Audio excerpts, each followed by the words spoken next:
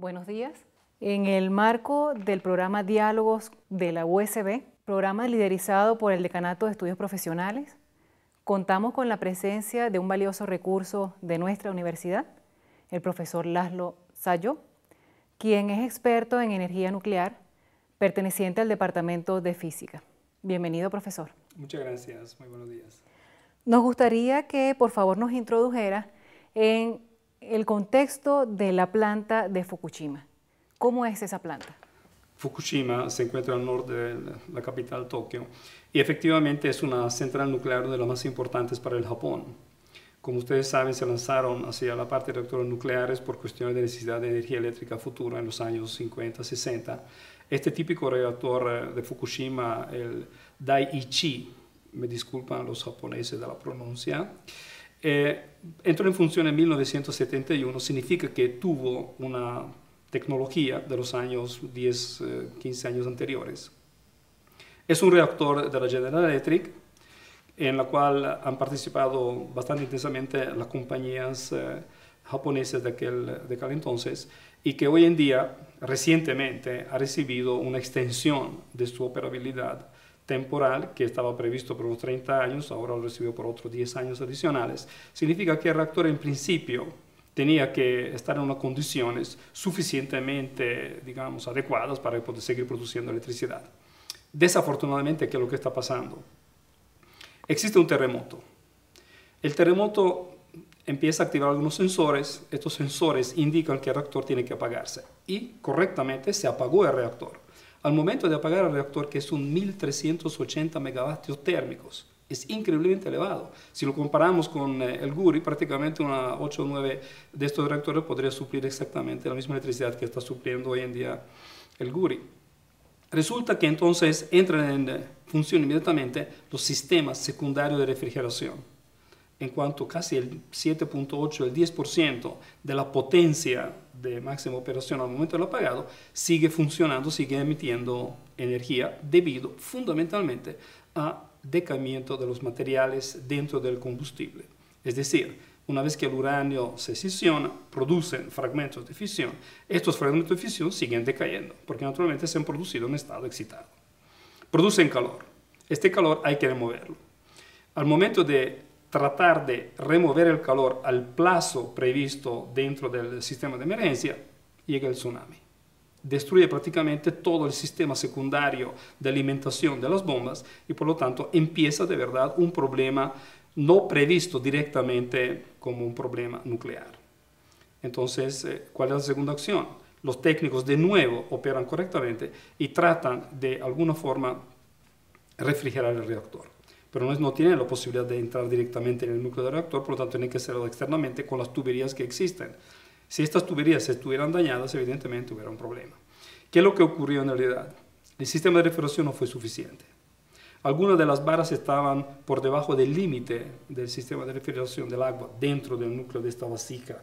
Piensa en una olla prácticamente, en la cual el agua está simplemente a mitad, y la otra mitad de arriba no estaba refrigerada y por lo tanto ocurre una reacción directamente con la encamisadura de estos combustibles, una reacción química en la cual prácticamente se produce hidrógeno. El hidrógeno rápidamente se acumula, los técnicos se dan cuenta que hay una presión, un incremento de presión internamente a este reactor, que es un reactor nuclear de tipo agua en ebullición, y por lo tanto activa correctamente de nuevo un sistema de ventilación.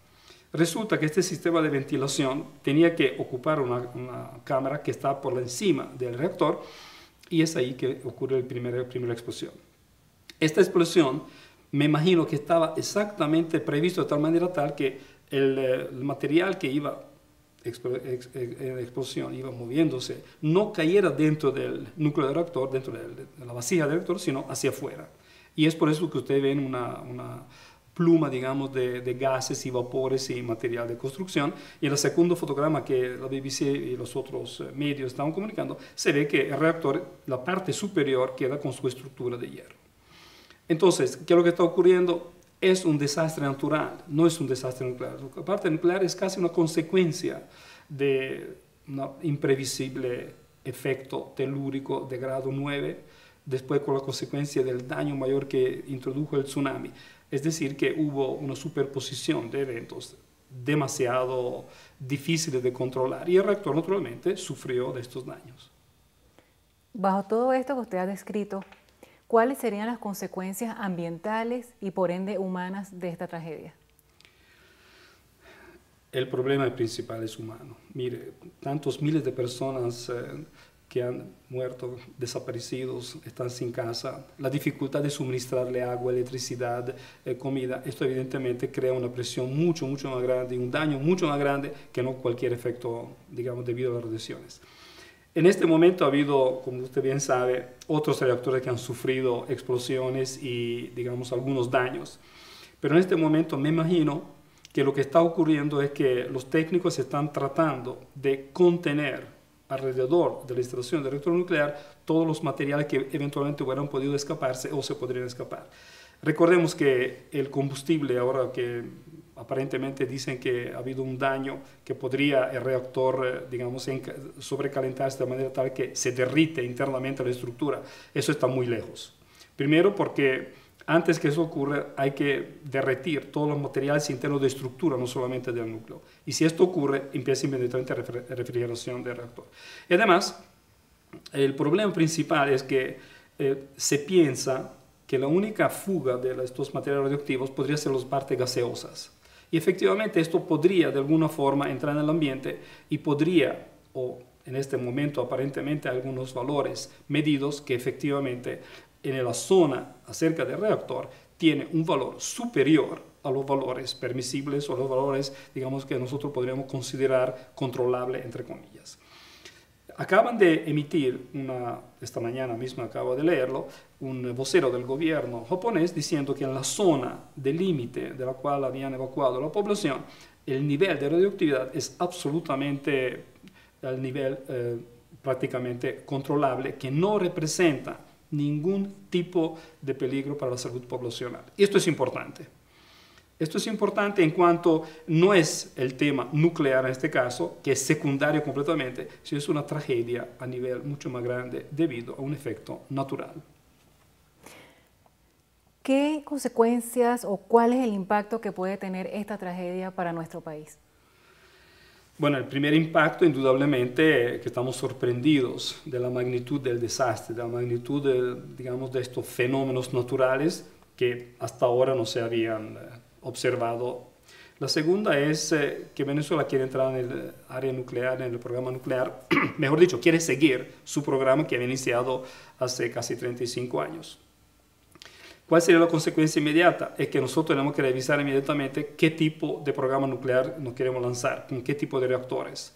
Evidentemente serán reactores de la última generación, probablemente la cuarta generación, y no lo que estaban pasando en Chernobyl o lo que pasó recientemente en Fukushima.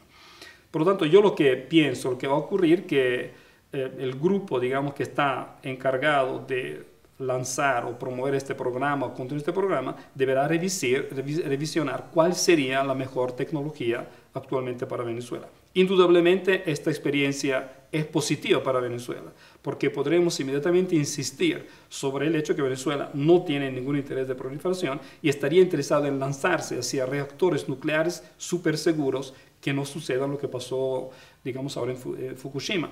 En cuanto existen filosofías de reactores que al momento de cualquier tipo de desastre automáticamente se apagan y no ocurre este tipo de fenómeno de sobrecalentamiento del combustible que a su vez podría, digamos, dispersar sus elementos radioactivos en el ambiente. La razón de, digamos, que esto podría justificarse es que existe hoy en día la tecnología de la llamada los reactores de cuarta generación que son inherentemente seguros. ¿Qué significa esto?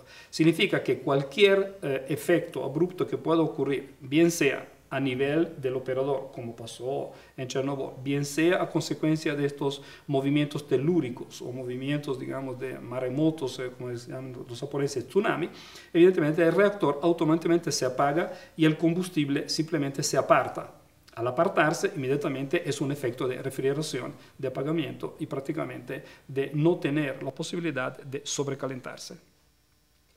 Finalmente, como experto en energía nuclear, ¿cuál es su opinión sobre la decisión del presidente de la República en congelar el programa de energía nuclear que se estaba desarrollando en nuestro país?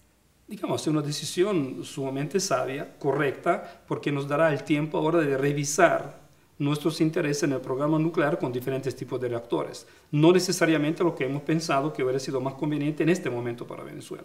Significa entonces que los expertos que están recomendando el presidente en esta área tendrán la oportunidad de aprender de las consecuencias de estos, desastres, de tal manera que Venezuela pueda entrar en un programa de generación eléctrica con medios nucleares de manera segura y que absolutamente no puede ocurrir este tipo de desastre que pueda afectar, digamos, la salud pública en Venezuela. Creo definitivamente que tenemos que mantener nuestro interés en el programa nuclear. Necesitamos nuevas fuentes de energía. El petróleo, como sabemos, nos va a ayudar todavía por algún tiempo, pero debemos pensar a futuro y la opción en este momento es absolutamente nuclear. Profesor Sayo, muchísimas gracias por permitirnos contar con su presencia y por todo ese valioso aporte que nos ha proporcionado con respecto a este tema. Muchas gracias, un placer.